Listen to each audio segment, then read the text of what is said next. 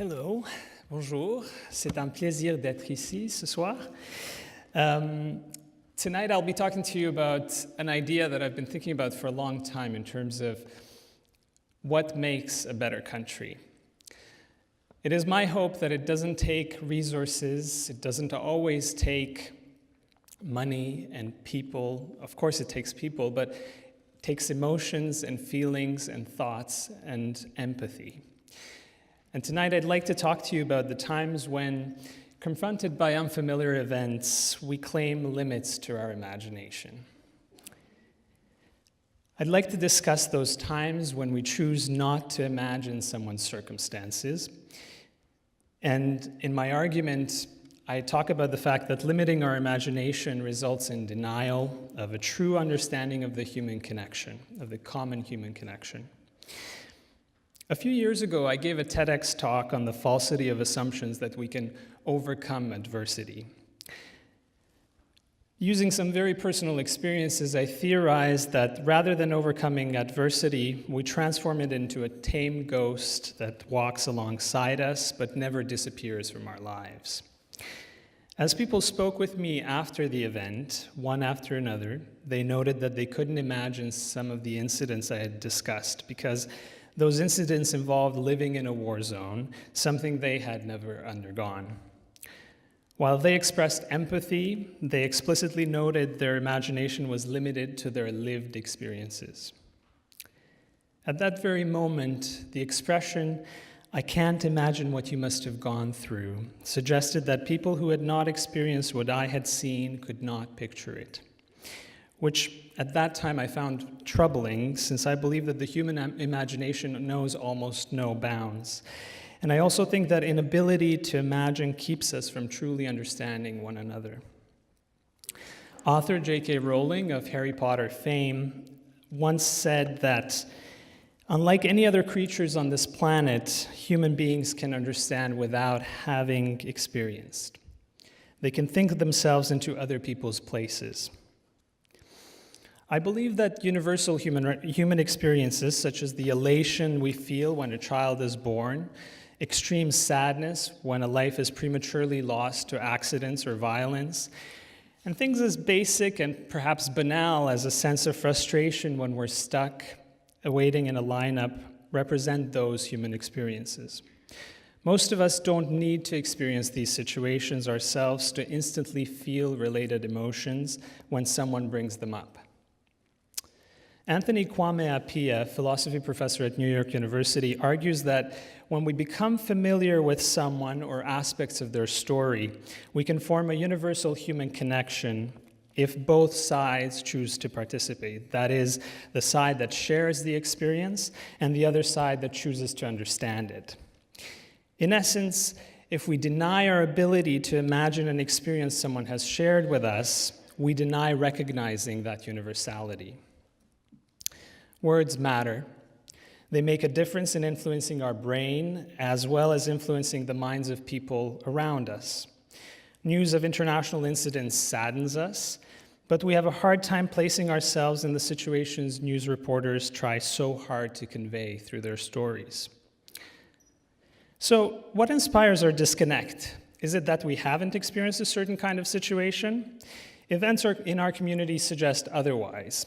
Every year on Human Rights Day, thousands of Canadians come together to write letters urging politicians and policymakers to uphold human rights obligations.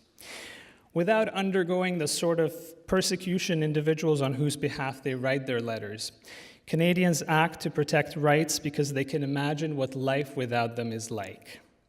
Most of these individuals have not experienced war, conflict, torture, or abuse, and yet they act with passion equal at times to many who have.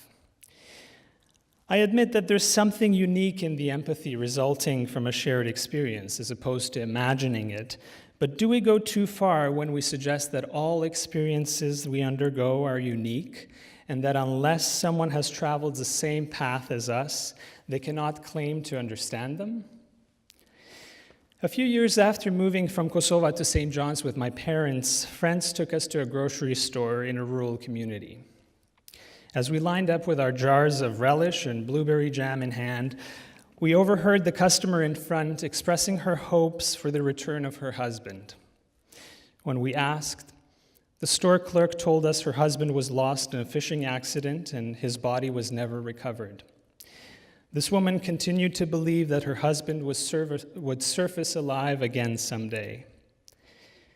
At a time when my own brother was missing from the war in Kosovo, I knew what she was going through.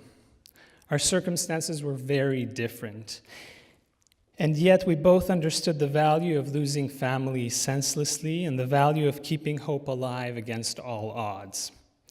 I recognized her defense mechanism because it was the very same defense mechanism my mom used. At that very moment, I could imagine her loss, but so could the store clerk. She hadn't lost anyone to a fishing accident, but the tears streaming down her face said it all. Her sadness reflected an understanding of the very real human experience of loss and of a sort of empathy that showed a desire to help.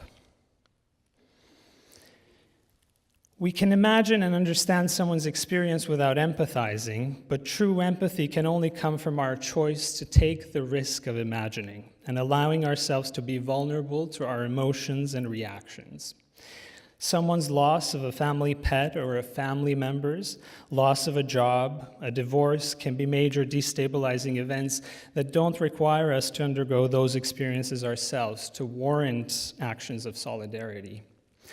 Empathy that leads to understanding helps us mobilize to act to support others. In a conversation in Beijing just last weekend, actually, a friend questioned whether our ability to imagine can truly extend to the experiences we haven't had. Can someone who has never experienced extreme poverty understand it? And if so, do they have the agency to act on what they think is needed without having had that direct experience? These are bigger questions to ponder at another time. We live in a time when national and international events require more of our ability to imagine and subsequently connect to others by trying to empathize with and ultimately understand their stories. The human experience is common to all of us. The kind of Canada I desire is one of more imagination and empathy and of understanding this human experience we all share. It begins with never again categorically saying we can't imagine another human's pain, suffering, happiness, or joy, regardless of whether or not we have gone through it. It begins with striving to understand one another. This is the kind of Canada I imagine and desire. Thank you.